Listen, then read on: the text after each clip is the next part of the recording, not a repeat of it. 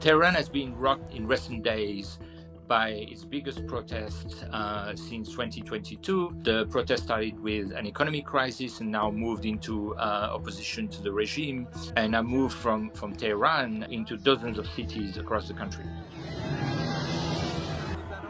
It's clearly escalated to the point that the government decided to shut down the internet so that no one can know what's happening and no one can coordinate. We've seen protesters chanting the name and calling for the return of the Pahlavi dynasty, which was the last royal dynasty to rule Iran before the Islamic Republic, the Islamic Revolution in 1979. Now, the current heir, Reza, is basically now, a contender potentially for taking power. در روزهایی که مردم شجاع و متحد ایران در حال ساختن و نوشتن تاریخ هستند، پرسش من از شما این است که در کدام سوی تاریخ خواهید ایستاد؟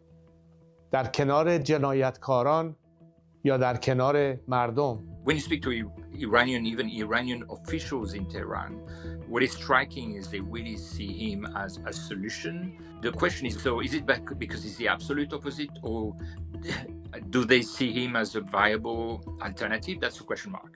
Initially, it was really merchants who were really suffering from the inflation. Since the war with Israel in June, the currency has lost 60%. So that really was the original trigger.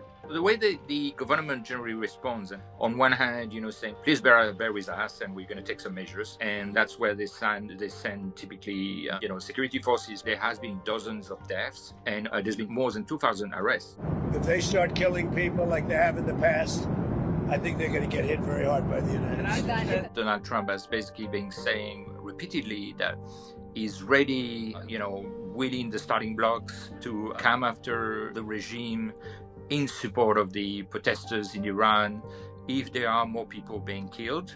In his speech today, Supreme Leader Ali Khamenei basically said, I'm not bowing down to Trump. There's even a broad perception that more repression is more likely to take place. At the moment, the regime is still feeling very confident about its future.